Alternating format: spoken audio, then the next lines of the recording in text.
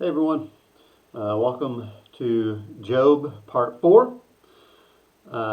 This study is going to cover Job's final discourse, his final defense, if you will. We're going to be covering chapters 27 through 31 of Job, so like usual, if you'd like to stop and read that now, I encourage you to do so. However, we will probably be reading most of this text today. So I know last time I said I was going to make it shorter than the one before, and technically it was 3 minutes shorter. So I didn't lie. I did make it shorter. We're going to see if we can even beat that record. Maybe go for 4 minutes shorter this time. We'll see how that goes as we move into this final discourse of Job. We're going to see some really powerful statements about who God is, about wisdom, about justice. And then we're going to see how Job is very inconsistent in how he applies this theology. And I think there's some really important lessons for us.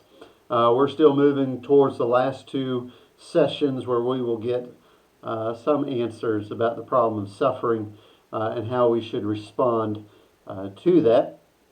Before we get into the text, let's pray. Lord God, we thank you that we have this passage that is so difficult to understand and deals with such a difficult to understand topic.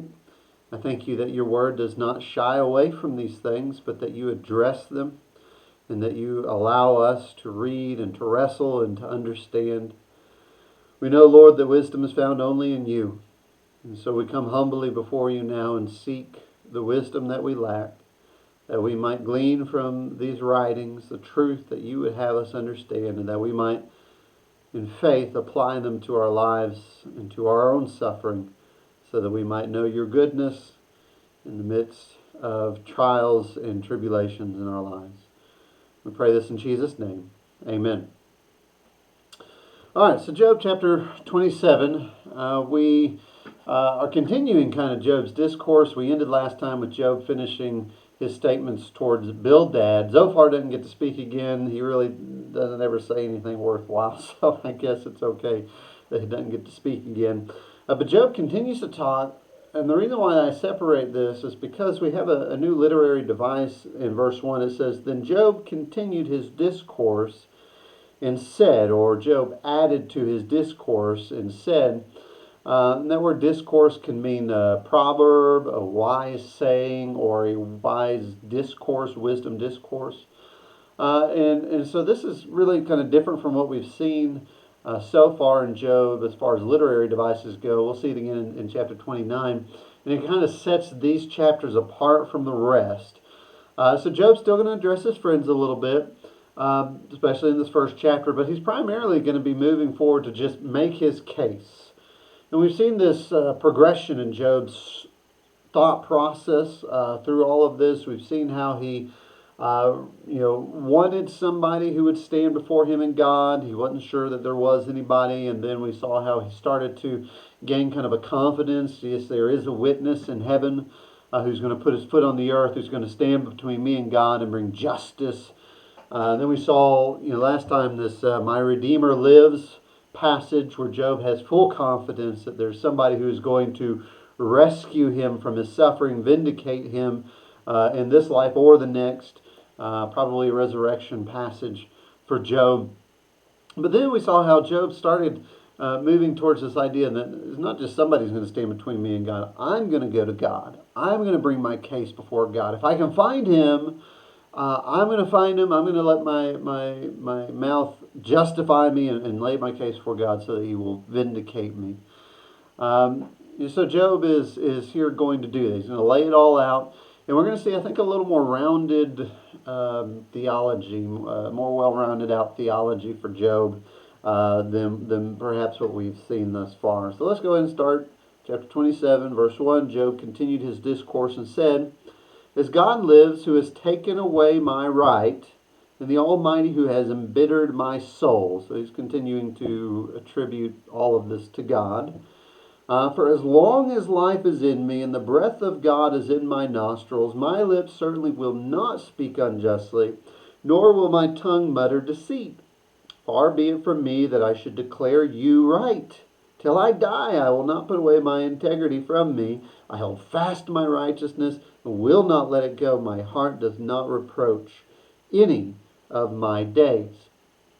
So, the friends have been just tearing into Job. You're guilty. You need to confess. You need to repent. You're going to die. You deserve what's happened to you.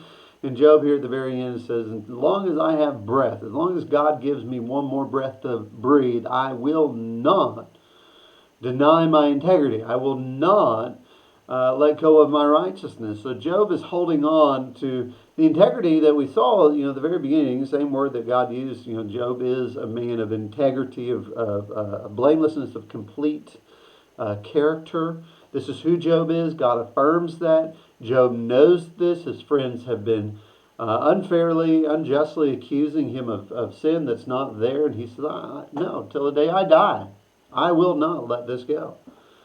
And so we see kind of a hint here at Job's problem. It's not simply that Job is suffering unjustly, but it's that Job knows he's suffering unjustly and that he's blaming God for it, and he's saying, I'm going to hold on to my righteousness. There's nothing necessarily wrong with not confessing to things you know just aren't true. I mean, we should tell the truth. We should be honest about who we are. But the problem for Job, as we will see through this whole lesson, is that he is defending himself at the expense of God. God is the one who's done this. God has embittered my soul. Now, God hadn't embittered his soul. God is the ultimate authority. God has allowed Satan to do all these things. Job's right about the sovereignty of God. But God doesn't come in and force us into an emotional bitterness against him. That's us. That's what we do. We respond emotionally to things that God does, to things that God allows. But God doesn't come into your heart and say, I really want Andrew to be bitter, and so I'm going to make him suffer, and I'm going to twist his heart so that he's going to be bitter against me. God's not at fault for the bitterness of Job's soul. He says in verse 7, may my enemy be as the wicked and my opponent as the unjust. For what is the hope of the godless when he is cut off, when God requires his life? Will God hear his cry when distress comes upon him? Will he take delight in the Almighty? Will he call on God at all times? I will instruct you in the power of God. What is the Almighty? What is with the Almighty I will not conceal. Behold, all of you have seen it. Why then do you act foolishly? And then Job goes on, he says, this is the portion of the wicked man from God and the inheritance which tyrants receive from the Almighty. And he spends the rest of this chapter basically saying what his friends say, that the portion that God gives the wicked is judgment. He's going to strike them down. He's going to strike their children down. He's going to tear everything away. He's going to bring them to a point of death. He's going to kill them. And so Job affirms what his friends have been saying, that the lot of the wicked is judgment. There's been times when Job has denied that. There's times when Job has said, yeah, they're going to die, but I wish that they received a little bit more here. I want them to see it. But here, like I said, it's a little more well-rounded theology where Job says, the lot of the wicked is suffering. The lot of the wicked is misery. The lot of the wicked is ultimately judgment. And they may prosper for a time, but eventually they are going to die. God is going to cut them off. I may wish that they would suffer a little more in this life, but eventually God will get to them. That's the lot of the wicked. So Job affirms what his friends have been saying. But he does so in kind of an ironic way for the friends. He says, may my enemy be as the wicked, and my opponent as the unjust. A different note, he has called God his enemy, and so you see a little bit of a tension there between Job and God. But I think primarily he's talking about his friends. So he's saying to his three friends, quotation mark friends, I want my enemy to be like you. You know that this is true. Behold, all of you have seen it. Verse 12, why then do you act so foolishly? In other words, you have made yourself my enemies, and I want you to receive the very lot of the wicked that you say I am receiving. So you've been judging me unjustly. You have been my enemy, so I hope you become like the wicked who God judges. And you know this is how God judges. You know that God takes those who are wicked and he strikes them down. So why are you acting so foolishly as to become my enemy and to accuse me of what's not right? I mean, to outright lie about me. That's what you've done. Is God really going to listen to you when you call out to him, when you've been so unfair and unjust and just wicked in this? No, God's not going to listen to you. God's going to judge you. Just as you said he's going to do, he's going to do it to you. It's like a warning to his friends, which we saw him doing last time. And so he does confirm or affirm what the friends have been saying about the wicked. That's true. Yes, God judges the wicked. That's their portion. And now in chapter 28, he's going to move into a digression that is maybe a little odd. For some people, he starts talking about wisdom and how hard wisdom is to find and to attain. But I think what Job is doing here as we go into this is he's saying, all right, what you're saying is true about the wicked, which, by the way, you're kind of wicked, and so you're condemning yourself here. But you have to admit that what's going on is just really beyond understanding. I don't understand it. You don't understand it. Only God understands it. Wisdom is found only in God. And we're going to see this as we go through chapter 28. And then he begins to really make his case. This is what my life was before. This is what my life is. This is how I have lived. And that's why this is just inconsistent with what I know about God, because this is how I did live. My life of blessing shouldn't have ended. I shouldn't be suffering now. And I don't understand this, and neither do you, because wisdom is only found with God. Therefore, I'm going to bring my case before God, who is going, he is going to vindicate me. So I think that's why he's bringing in this statement about wisdom. But it's a really important statement for us to understand. And at the end of the day, it really is kind of the key chapter, if you will, for the book of Job.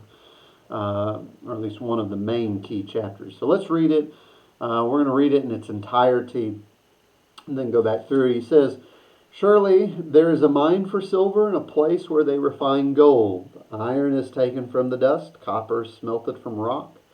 Man puts an end to darkness, and to the farthest limit he searches out the rock in gloom and deep shadow. He sinks a shaft far from habitation, forgotten by the foot. They hang and swing to and fro far from men. The earth, from it comes food, and underneath it is turned up as fire. Its rocks are the source of sapphires, and its dust contains gold. The path no bird of prey knows, nor has the falcon's eyes caught sight of it. The proud beasts have not trodden it, nor has the fierce lion passed over it. He puts his hand on the flint, he overturns the mountains at the base." He's talking about mankind. "He hews out channels through the rock, and his eye sees anything precious. He dams up the streams from flowing, and what is hidden he brings out to the light. But where can wisdom be found? And where is the place of understanding? Man doesn't know its value, nor is it found in the land of the living. The deep says it's not in me, and the sea says it's not with me. Pure gold cannot be given in exchange for it, nor can silver be weighed as its price. It cannot be valued in the gold of Ophir and precious onyx or sapphire. Gold or glass cannot equal it, nor can it be exchanged for articles of fine gold. Coral and crystal are not to be mentioned, and the acquisition of wisdom is above that of pearls. The topaz of Ethiopia cannot equal it, nor can it be valued in pure gold. Where then does wisdom come from, and where is the place of understanding? Thus it is hidden from the eyes of all living, and concealed from the birds of the sky. Abandoned in death say, with our ears we have heard report of it," but they don't know where it is. Verse 23, "God understands its way, and he knows its place. For he looks to the ends of the earth and sees everything under the heavens. When he imparted weight to the wind and meted out the waters by measure, when he set a limit for the rain and a course for the thunderbolt, then he saw it and declared it. He established it and also searched it out. And to man he said," here's probably the key verse for all of Job, "Behold, the fear of the Lord, that is wisdom. And to depart from evil, is understanding.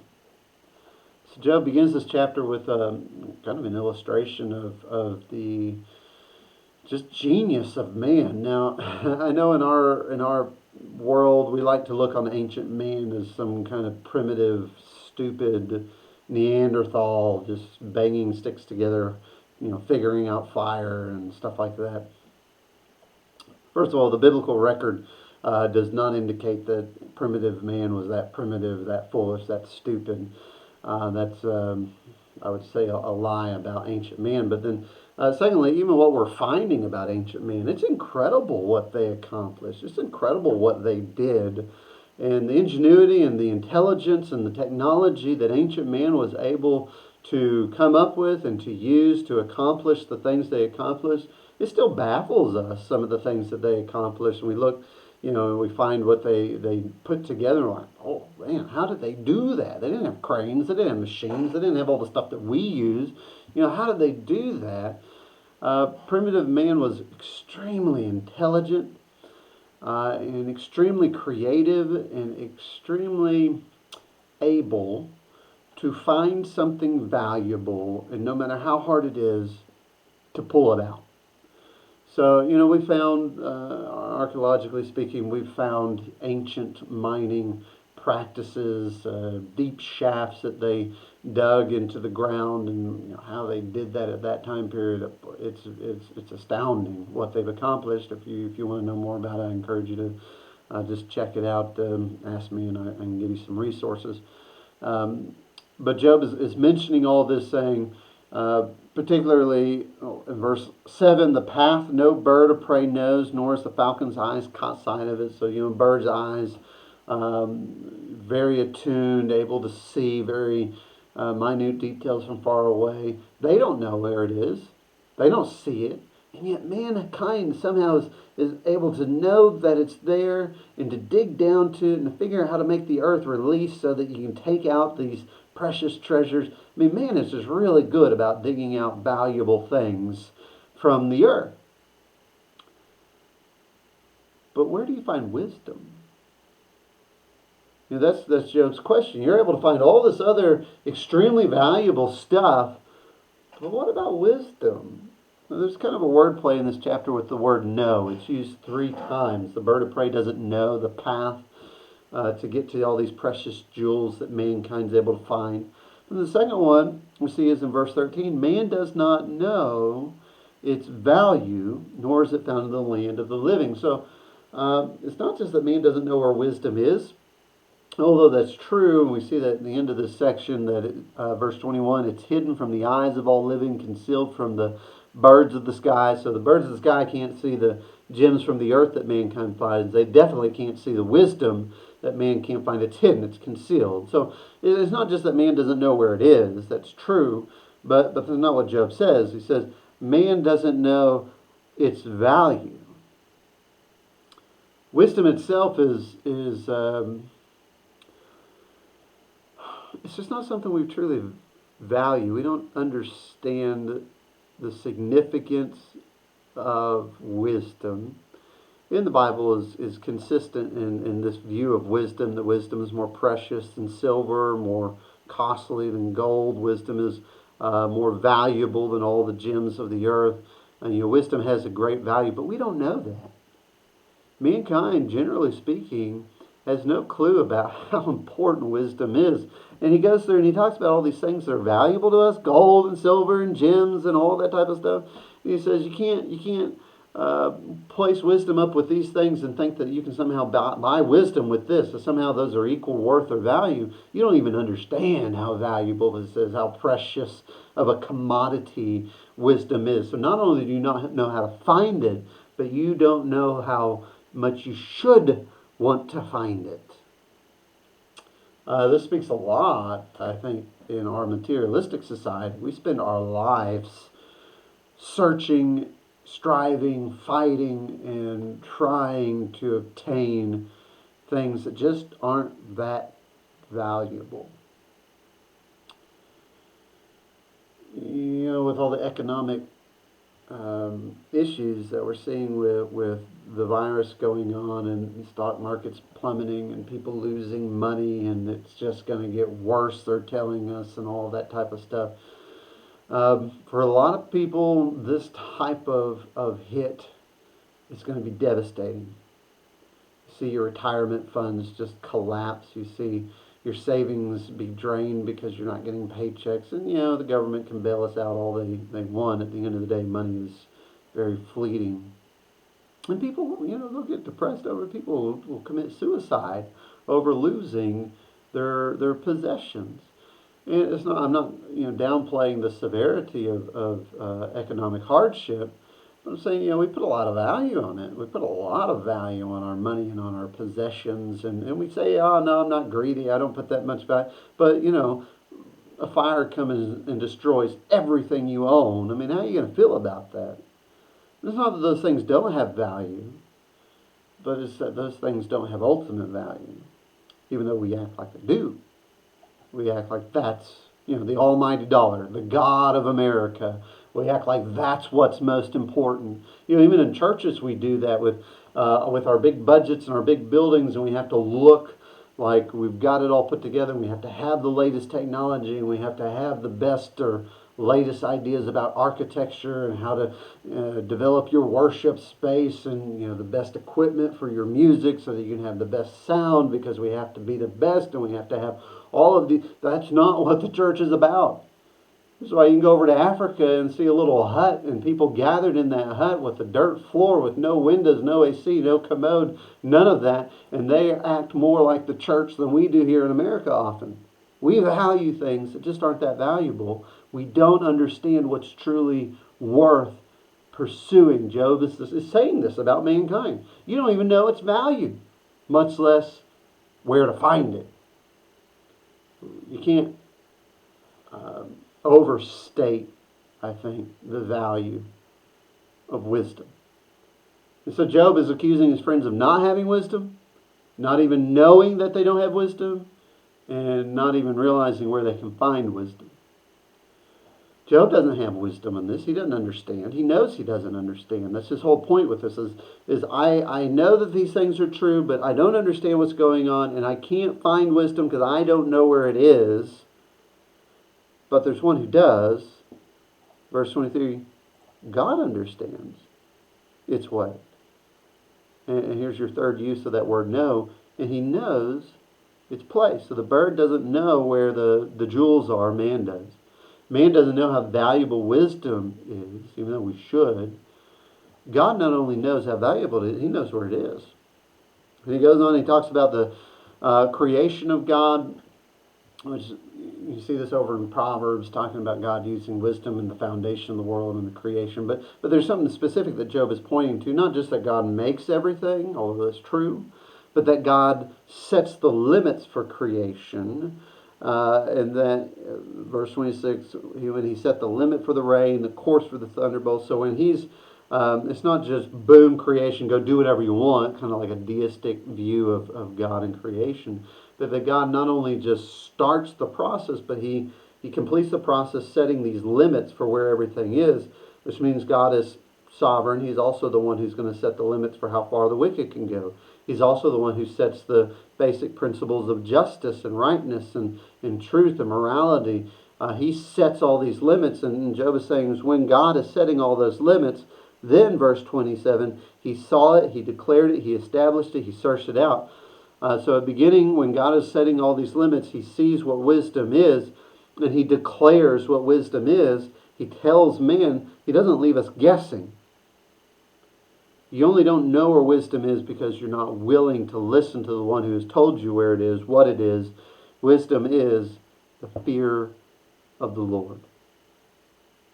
It's the thing that Job has done at the very beginning, that he fears the Lord, one of the attributes, and turns away from evil. Remember, he's blameless, upright, fears the Lord, turns away from evil.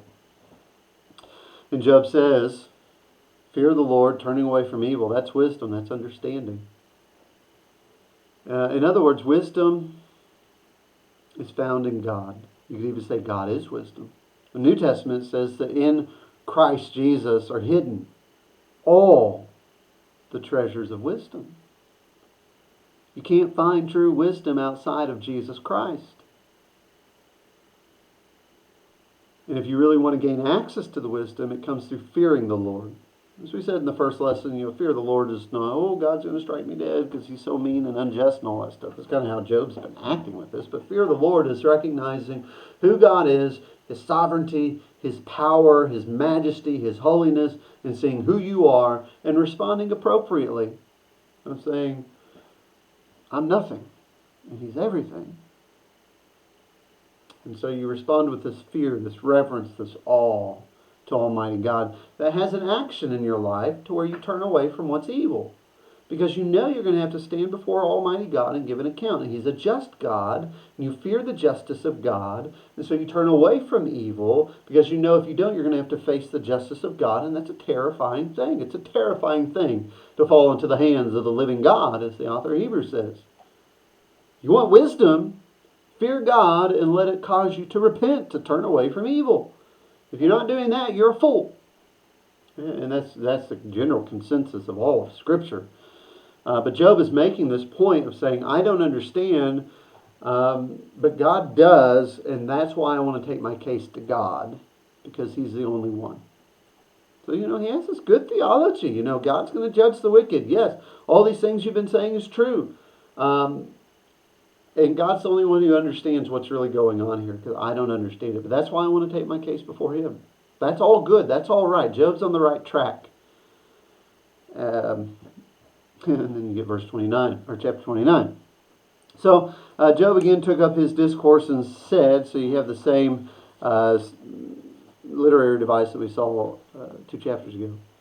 He said, oh, that I were as in months gone by, as in the days when God watched over me, when his lamp shone over my head, and by his light I walked through darkness, as I was in the prime of my days, when the friendship or the counsel of God was over my tent, when the Almighty was yet with me, and my children were around me, when my steps were bathed in butter, and the rock poured out for me streams of oil. He's probably using hyperbole here with the rocks pouring out oil and all that stuff. Just saying, he was very well to do, very blessed when the counsel of God was over his tent.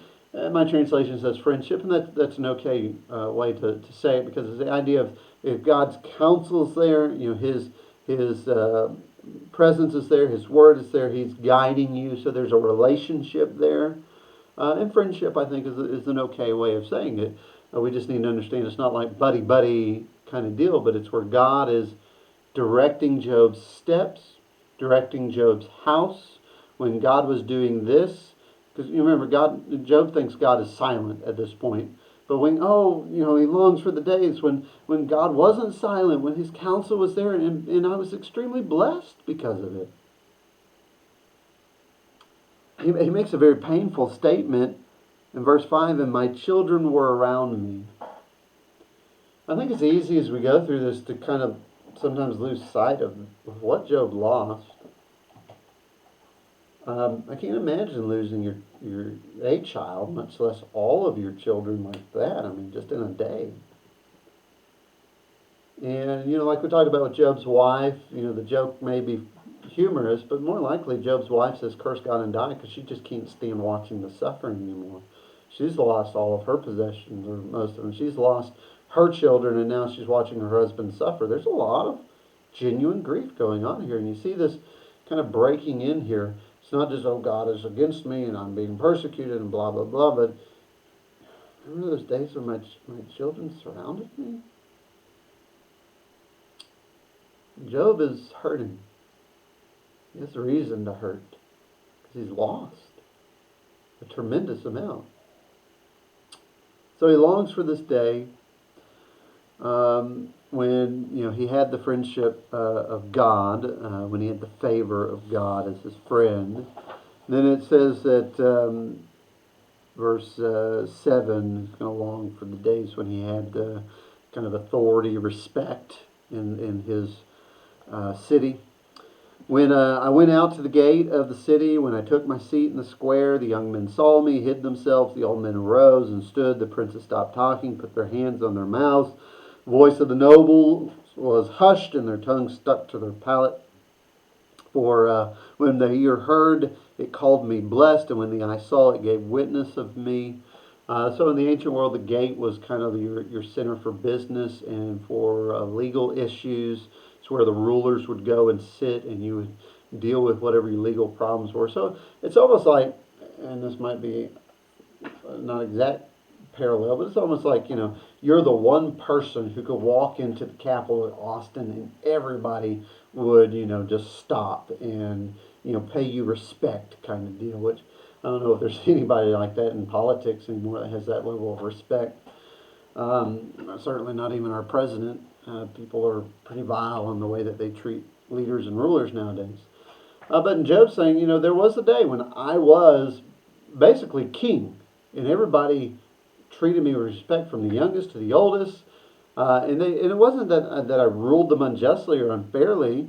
He goes on and he talks about in verses 12 through 17 of how he was a blessing to those who were oppressed, to widows, that he took care of the poor, and that if there were any wicked people, he struck them down and he judged them. So he was a man who was righteous and just, and that's why he was so well respected. It says in verse 14, I put on righteousness, and it clothed me. My justice was like a robe and a turban. And in the scriptures, righteousness and justice are two qualities that are often put together. And it's kind of like the ideal for leadership, for kingship. The ideal king in Israelite society is going to be one who practices righteousness and justice. We're told in like Isaiah that the coming king, anointed one, who's going to bring righteousness and justice. Those passages that talk about it. So Job is basically saying he was like the ideal leader, ruler, king, and everybody respected him. He misses those days. In verse 18 through 20, he talks about how he, at that time he thought that he would be secure, that his days would not end prematurely, and that his glory would last. When everything's going great, you think this isn't going to end. This is great. And he longs for those days when he still had that carefree security, I suppose you could call it. And verse 21 through 25, he talks about how it's not just that he was respected, but he was listened to. That he spoke, he gave decisions, and they obeyed him. They listened to him. I mean, Job was not just a rich man. He was a powerful man, a man of authority, a man who was well respected by everybody. That's who I was, Job says. Oh, I long for those days. That's who I was. But, verse 1 of chapter 30, but now those younger than I mock me, whose fathers I disdain to put with the dogs of my flock. Really insulting these guys. Indeed, what good was their strength, the strength of their hands to me? Vigor had perished from them. From want and famine they are gone, who gnaw the dry ground. He goes through, he's basically saying, okay, so these young guys whose dads were just worthless, and I wouldn't even put them with my dogs. Dogs in the ancient world, you didn't really have dog people, like we have dog people today, and like their dogs are their kids, and if you insult their dog, they're gonna like hate you, persecute you, whatever. That's not how the ancient world viewed dogs. So to call somebody a dog, to say I wouldn't even put them with my dogs, is like an extreme insult. Nowadays we wouldn't even put our dogs in situations that we might put our kids. You abort a child, it's not a big deal, but you dare beat a dog and PETA's going to be all over you. Back then, no, dogs were worthless, vile creatures, and if you said you were like a dog or wouldn't even be fit to be with a dog, that's pretty extreme language. He says that their fathers were like that. These younger ones who are mocking him, are just worthless, and yet they're the ones mocking me. They're persecuting these fools. They're persecuting me. That's so. Go from a man who's highly respected, everybody listened to him, to a man that even kids whose fathers wouldn't go with Job's dogs are now persecuting Job. Verse 9, he says, now I have become their taunt. I have even become a byword to them. They abhor me and then stand aloof from me. They do not refrain from spitting at my face. And here's really the key point for Job. Because he has loosed his bowstring and afflicted me, or he has loosed my cord or my bowstring. It's a textual issue there. We're not sure exactly what he means by that. But he has loosed his bowstring, he's afflicted me. They have cast off the bridle before me. So the he there is God. I mean, there's really no other legitimate way to take that. He has loosed his bowstring, or he has loosed my cord. It's either saying he's loosed his bowstring, meaning that God's put up his weapon, he's not going to defend me anymore, or it's he's loosed my cord, meaning that God has basically unraveled my life so that I have no power, no authority. Either way, you can say God has taken away his hedge of protection, and as people see God has taken away his hedge of protection, their heart really comes and they cast off all restraint. You know, people will listen to those in authority as long as they think they have to. But the moment you see that the person in authority no longer has power over you, and the moment you get old enough that, you know, your mom's spankings just don't bother you anymore, and you're like, hit me all you want, not going to work, not going to matter. And you just cast off all restraint if you have no respect and you have no fear of that person's authority or power. And he says this is what these kids have done. God has taken his hedge away from me, and because God has taken his hedge away from me, they've removed all restraint in their persecution of me. It says down in verse 16, now my soul is poured out within me, days of affliction have seized me, at night it pierces my bones within me, my gnawing pains take no rest. By a great force my garment is distorted, it binds me about as the collar of my coat, and cast me into the mire, and I become like dust and ashes. This is the idea, like God grabs him by the collar, just grabs him tightly and just throws him down into the mud. So this is what God has done to me. I cry, verse 20, I cry out to you for help, but you do not answer me. I stand up and you turn your attention against me. You have become cruel to me. With the might of your hand you persecute me. You lift me up to the wind and cause me to ride, and you dissolve me in a storm. For I know that you will bring me to death in the house of the meeting for all living. Again, Job blames God. God's the one who's done this. I mean, yes, all these other people are persecuting him and hating him, but it's only because God has done this to me. He says, I cry out to you, and you don't answer me. You just continue to afflict me. Have you ever felt that way? I mean, you know, honestly, sincerely, you're watching this home. You don't have to answer me, but it's in your own mind. You know, God's not listening to me. God's not answering me. Where are you, God? And you're crying out to God. Why are you not stopping this? Why are you not coming to my aid? And just this frustration. Am I called out to you and you're not listening to me? God has been silent. I mean, he really has. Through this whole situation, God has been very silent. And Job has suffered, and he's wondered, and his wandering has turned to bitterness, not because of God, but because he's embittered himself against God. And now he's accusing God of just unjustly, unfairly treating Job. Verse 24 through 31, he talks about how he has wept for those who have suffered, and yet nobody weeps for him. He has shown compassion to those who need it, and yet God refuses to show compassion to him. He's just wasting away. So, yes, I know God judges the wicked. That's their portion, so be careful because you're being wicked and how you're persecuting me. I don't understand what's going on because wisdom is found only in the fear of the Lord and turning away from evil. That's understanding. You don't understand what's going on either. This is just a situation that doesn't make sense. We don't know. God knows. This is who I was, beloved by God, respected by man, took care of people, was just, was righteous, and blessed because of it. People listened to me. I had authority. And then, this is who I am now, where I have no authority. Nobody listens to me. They mock me. They insult me. It's because God has become my enemy. He has struck me down. He has persecuted me. And he won't even have compassion and mercy on me when I cry out to him. I can understand why Job is just, I don't understand. And I want God to tell me why. I really do sympathize with Job's plight here. chapter 31, our last chapter for this lesson, Job is going to make his case. So his case has been, this is who I have been, now this is who I am. Now, that would be warranted if I deserved the lot of the wicked. So the lot of the wicked, the portion that God assigns them, is judgment. And that would be warranted. But then chapter 31, this is the kind of man I've been. There is no warrant for what's happened to me. I don't deserve the portion of the wicked that God has given to me.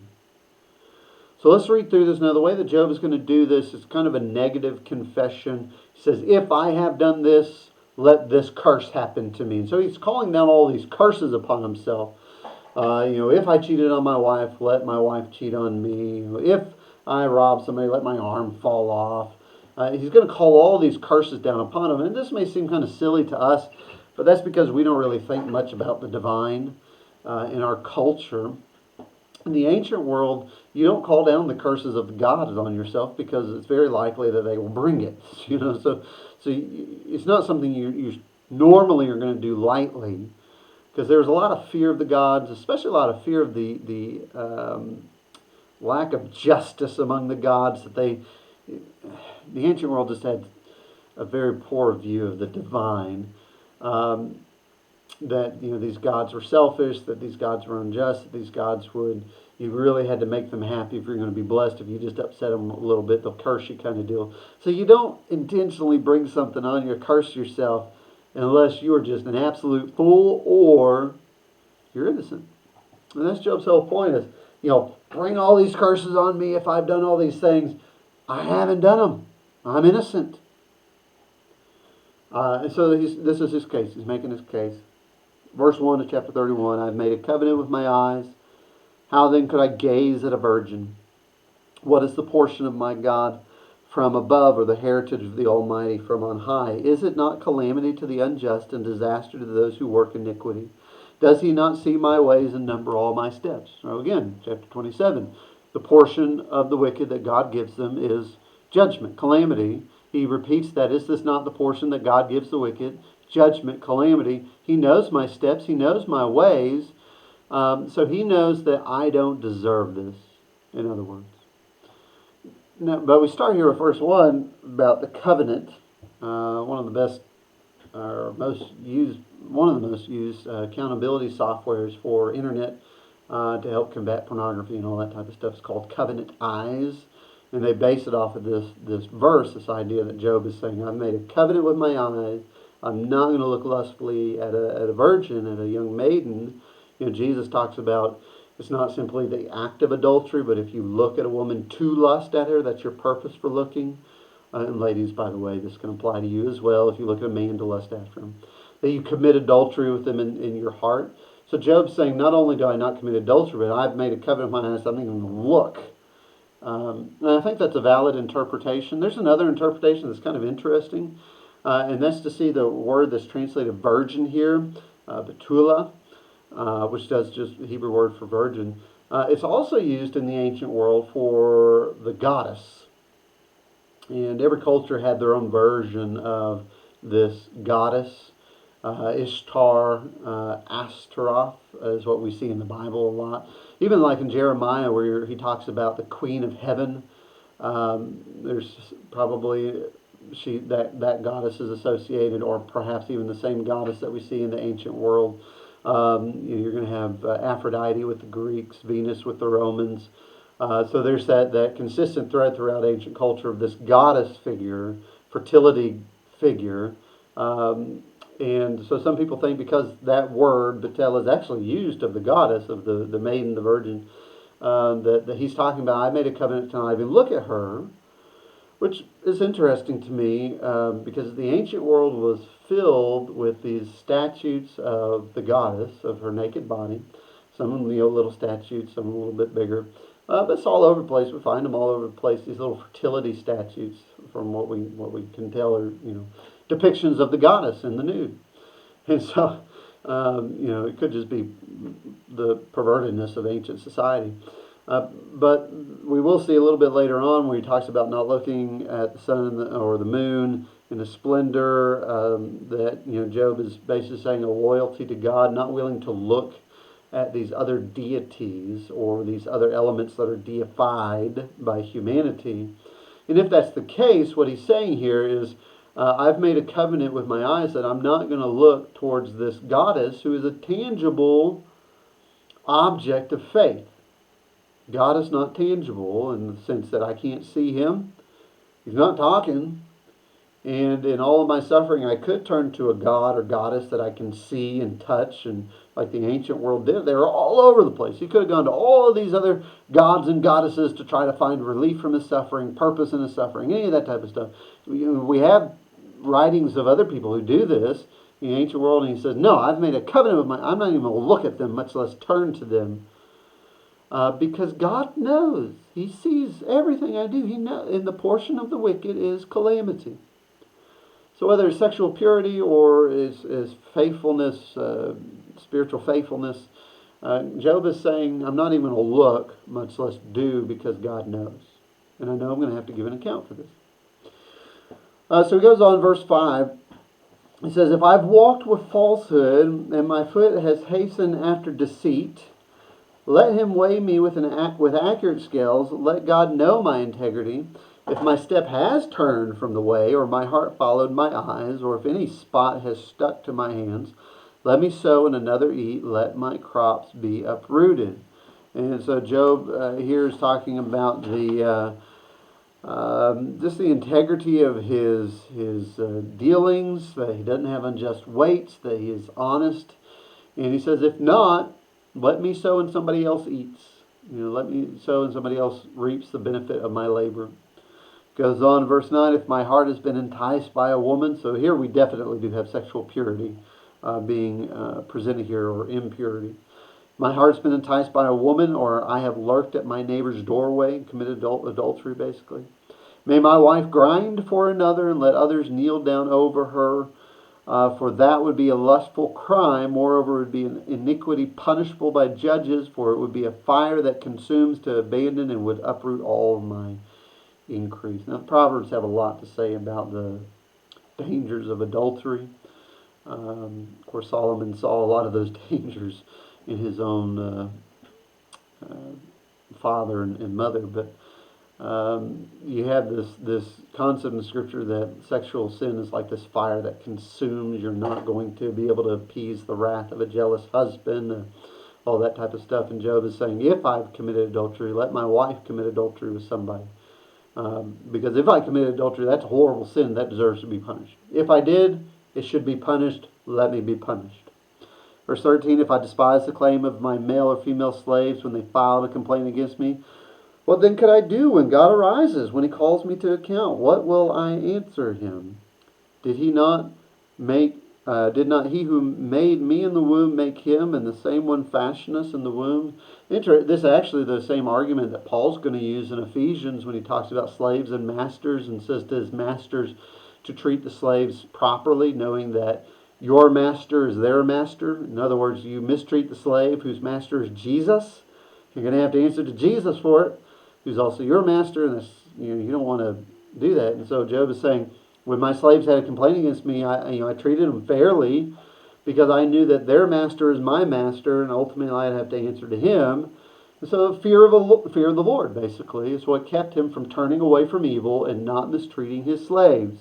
Same thing for how he treated those who were poor, those who were impoverished. He was very generous to them. Verse 16, if I kept the poor from their desire, have caused the eyes of the widow to fail, or have eaten my morsel alone, and the orphan has not shared it. But from my youth he grew up with me as with a father, and from my infancy I guided her. In other words, all my life I've been generous. If I have seen anyone perish for lack of clothing, or that the needy had no covering, if his loins had not thanked me, if he has not been warm with the fleece of my sheep, if I have lifted up my hand against the orphan, because I saw I had support in the gate. In other words, I had legal support to afflict. If I had done all that, let my shoulder fall from the socket, my arm be broken off at the elbow, for calamity from God is a terror to me. Because of his majesty I can do nothing. In other words, the fear of the Lord has kept me from evil. even if I had the ability to do so. Just because something's legal doesn't make it right.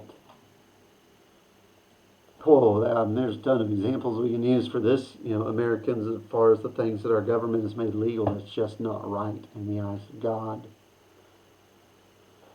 Of course, abortion. Church members hear me talk a lot about that. The LGBT issue. You can make it legal all day long for marriage for same sex, but it doesn't change the morality in God's eyes. Divorce, whether you talk about no-fault divorce, things like that. I mean, our world, our society is filled with things that are legal. You have the right to do it. Freedom of speech, using that to slander and tear people down and do all that type of stuff. You have the right to do it. Job says, but I know I'd have to answer to God. I may not have to answer to man, but I have to answer to God. And that terrifies me. So he says, no, I didn't do these things because the fear of the Lord keeps me from turning to evil. It makes me turn away from evil because I know I'm going to have to answer to God. He knows my ways. He knows my steps. Verse 24, if I put my confidence in gold and call fine gold my trust, so you get this, not just this greed, but idolatry of money. Americans, hello, that's us. If I've gloated because of my wealth was great, and because my hand had secured so much. If I have looked at the sun when it shone, and the moon going in splendor, and my heart became secretly enticed, and my hand threw a kiss from my mouth. In other words, worshiping the sun and the moon, which were typical objects of worship in the ancient world.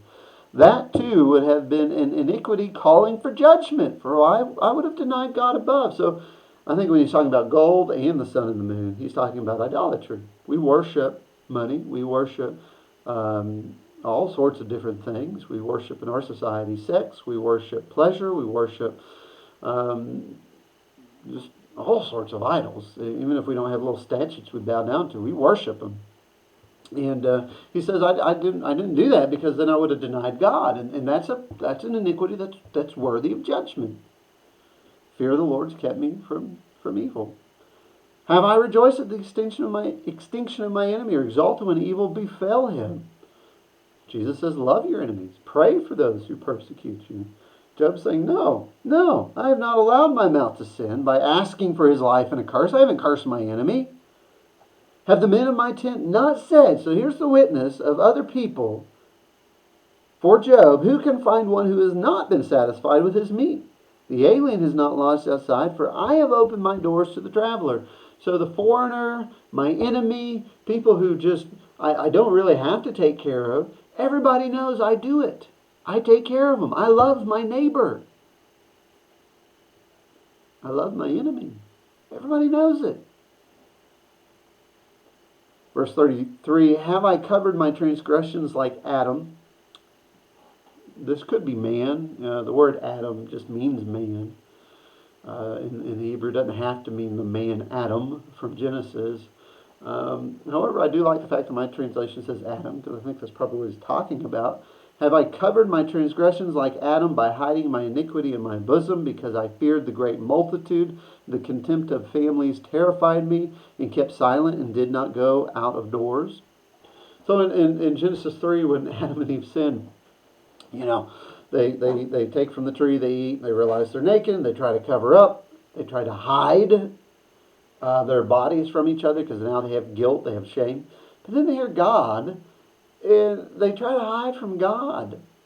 I mean, of all the stupid things to do, you can't hide from God. As Jeff said, as we saw last week, everything's laid bare before, even the place of the dead is laid bare before God. You're not going to hide from, but Adam tried to do that. Adam tried to hide and to conceal his sin because he was afraid of God. Now Job is making a lesser statement here. He's saying, have I concealed my sin like Adam did? The answer is no. But notice the motivation. It's not out of fear of the Lord that, I conceal my sin because of fear of the Lord. He knows, God knows his ways. Just all in verse 4, does he not see my ways, number all my steps? So he's not trying to hide his sin from God because he knows better. But there is another motivation to hide sin, and that's verse 34. Because I feared the great multitude, and the contempt of families terrified me, so, kept silent and did not go out of doors. No, I didn't do this. I didn't hide my sin because I was afraid of what people thought. A lot of people will disguise their sin, hide their sin because they're afraid of how society will act or treat them. That's why people want to fight so hard for their sins to be accepted in society, so they don't have to hide, and they don't want to feel guilty or judged by society. And so there's that motivation. The fear of man would cause him to hide his sin. And he says, I didn't do that. Job has never claimed to be perfect. Everybody sins. There's nobody who's perfect before God.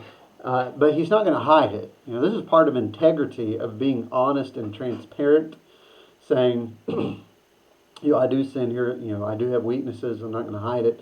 I'll face whatever consequences there are. But then you're going to turn away from that, and you're going to strive to live a godly life. And that's what Job has done. He has not hidden his sins out of fear of the masses.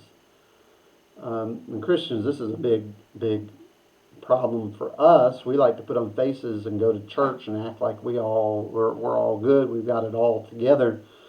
And we hide our iniquity like Adam does, not from God, because we know we can't hide from God, but we want to hide from each other because we really don't want to be judged, or we don't want to be condemned, or we don't want to be held accountable. We don't want somebody saying, oh, hold on, brother, you shouldn't be looking at that stuff. You need to stop. Oh, brother, you shouldn't be talking that way. You need to stop. Oh, brother, you shouldn't be treating your wife that way. We don't want to be held accountable. So we hide from society out of fear of man our iniquity. And Job says, I didn't do that. I didn't do any of these things. And so he's made his case. He's innocent. Verse 35, oh, that I had one to hear me. Behold, here's my signature. Let the Almighty answer me in the indictment which my adversary has written. Surely I would carry it on my shoulder. I would bind it to myself like a crown. I would declare to him, God, the number of my steps. Verse 4, he numbers all my steps. Job says, I would go up to God and tell him all of my steps. Like a prince, I would approach him. If my land cries out against me and its furrows weep together, if I have eaten its fruit without money, or have caused its owners to lose their lives, if I've been unjust, if I've been oppressive, let briars grow instead of wheat and stinkweed instead of barley. The words of Job are ending. I think it's, with the mention of Adam, he basically calls down the curse of Adam. When God curses Adam in Genesis 3, he doesn't curse Adam. He curses the land, and the land's going to produce thorns and thistles instead of all the goodness that it's supposed to produce. So Job is basically saying, if I've done any of this, if I've been let the curse of Adam fall down on me. That God cursed me with all the curses, all the judgment, all the punishment. If I've done all these things, I rest my case, because I haven't done any of these things. So we come to the end of Job's final defense. Job's not wrong. I don't think Job's being extreme in what he's saying about himself. God affirms at the very beginning that Job is upright, a man of integrity, that he is blameless, that he fears God and turns away from evil. Even after Satan takes all these possessions and his children away, Job still, God affirms that Job, my servant, is upright and blameless and upright and fears the Lord and turns away from his evil. And he has not cursed me, even though you incited me against him. So God has affirmed twice this reality. So I don't think Job is being arrogant or maybe extreme in his language here. I think he's saying, this is who I've been. Because the fear of the Lord has motivated me. He knows my steps. He sees my ways, and I know that. Because he knows all that, and I know that he knows all that, I have ordered my ways to be in line with him and not against him, because I know that the portion of the wicked is calamity. So this is who I've been and what I've done, and yet I'm getting the penalty of the wicked. Why? I'm suffering like an evil person, even though this is who I've been. Why? And so he says, let somebody write it down. Here's my signature. I'll sign on. This is my case. This is my plea. I will walk it boldly into the presence of God like a prince.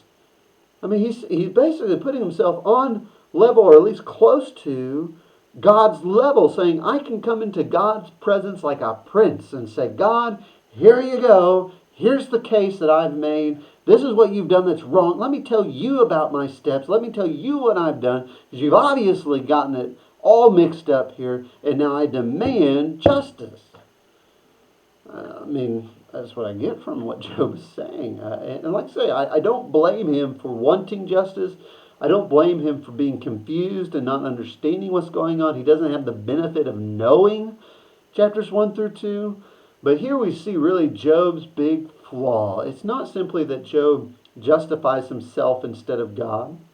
He does that. Elihu, as we'll see in the next lesson, Elihu rebukes Job because Job makes himself right at the expense of God's rightness. So Job's righteous, God is not. And that's basically what Job is saying. And that's wrong. Always wrong. I don't care who you are. I don't care what you have experienced. God is righteous. Every other person, every other being, everything else is not. I don't even, at the end of the day, it doesn't even matter if your suffering is unwarranted.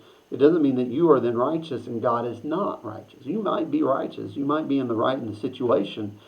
But your suffering doesn't make God unjust. And so Job is accusing God of something he shouldn't accuse him of. But then his bigger problem, the one that God's going to rebuke him for, is being very inconsistent with his theology.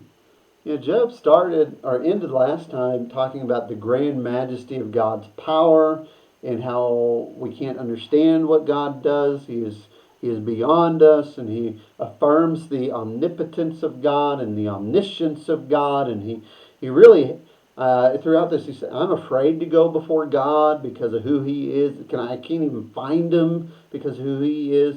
And then we get to the very end, and Job is just, at this point, very prideful, saying, I will walk into God's presence like a prince goes into the presence of the king. It's a lot different demeanor, the way that a prince enters the presence of the king and a peasant. Job's a peasant. We talked last time that man is not inconsequential to God. We're made in the image of God, we're valuable to God, but he's still God and we're not. And we need to not treat God like he's somehow our equal or somehow our peer or somehow close to our level, that we actually can come before God and just lay into him. How dare you? This is not right. Here's my case. Let me tell you what you obviously don't know. Let me number my steps before you, even though I know you already know them. Job just has a lot of pride as he goes into this. We'll see God rebuke him for that. So, we'll save that rebuke for lesson 6. But I just want to end with this point. We've seen this journey for Job now. We've gotten to the end of Job's speeches. So we've been able to see him go from the Lord gives, he takes away. Blessed be the name of the Lord. Shall I take good from God and not also bad from God? I'm not going to curse God. We've seen him start from there to go to God is I don't understand. I wish I were dead. To God is afflicting me. To God is not just. To God is my only hope for salvation. We've seen him kind of go back and forth between God is unjustly punishing me, and then he's the only hope I have, because who can rescue me from the hand of God but God himself?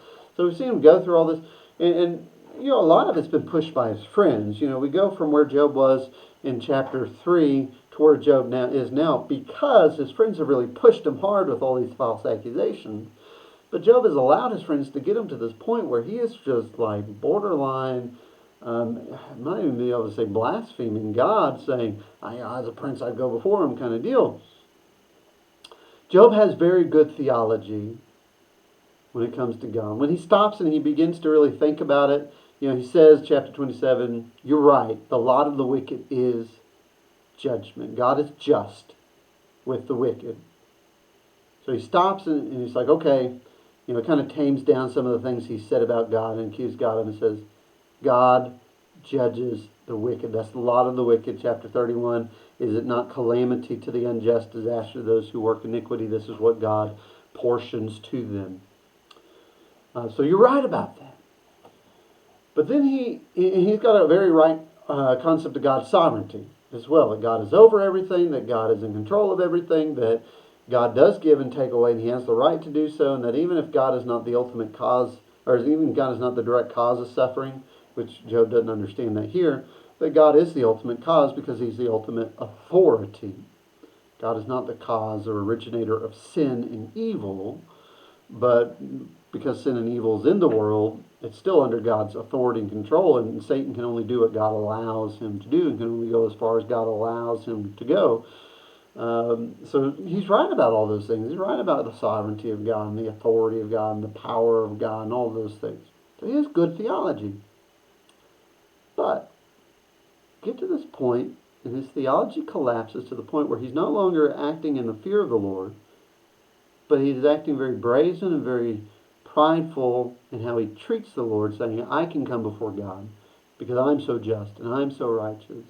He's elevated himself to this place where God is now, they're pretty close in level. Because, or at least this is my take on it, Job has allowed his situation and his emotions to determine how he's going to apply his theology. Can't do that. If you do that, you're going to make some very wrong statements, some very wrong accusations against God. You're going to go into some very wrong places. Situation cannot determine truth. Emotion cannot determine truth. I don't care how relativistic people think truth is. You don't determine truth. How you feel doesn't determine truth, and what life is like around you doesn't determine truth. Where is wisdom? I don't know.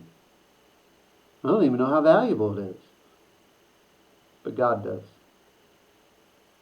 So if I don't know, if I'm so foolish that I can't even gather how valuable wisdom truly is, then my thoughts and feelings on the matter, they don't count. My heart lies to me. My emotions deceive me. My situation clouds my understanding. And I can't make accurate decisions or come to accurate determinations of what's going on when I'm relying on how I feel and on what I see. Truth resides with God, not with me, not with you. Don't let the situation of your life dictate how you're going to view God or how you're going to view everything that's happening around you. And don't let your feelings dictate it. Just because you feel like God's not there doesn't mean God's not there. Just because you feel like God is angry with you doesn't mean God is angry with you. Just because you feel like God has betrayed you and let you down and your heart lies. Jeremiah 17 says that our heart is wildly deceptive, desperately sick. Who can understand it? I don't understand my heart. I don't understand my feeling. What I do know is that I have been led astray a lot through how I feel. I thought people were mad at me because of how they acted around me, made me hurt my feelings, and so you get all upset because you think people are upset, and they're not even thinking a thing about you. You think God is unfair because you lose your job and you're not sure how you're going to pay your bills, and God, that's not right. So and so should have lost their jobs. They're a much worse employee than me, and all this stuff. And you have no idea what God is doing through all that. You have no idea what God has in store for you. You don't know. I don't know. God does. Here's Job's flaw. Job holds on to his righteousness while letting go of his faith. And he still believes God's going to vindicate him, but because he's going to make God vindicate him. Because he's righteous. How could God possibly deny it once Job gets hold of him and says, listen, God, let me show you how righteous I am. That's not faith. So he holds on to his righteousness while letting go of his faith. We hold on to our feelings while letting go of our faith. Don't do that. Now, next time, we will finally get a little bit of an answer to why we suffer unjustly. We've said this whole time. There is a reason, and next time we'll get to see it. I'm excited about that one when we finally get some answers. But let me just leave you with this. Live your life by faith, not by feelings. The righteous shall live by faith. So, do what Job knows he should have done but didn't do, and live by faith. Until next time, may the Lord bless you. May he keep you.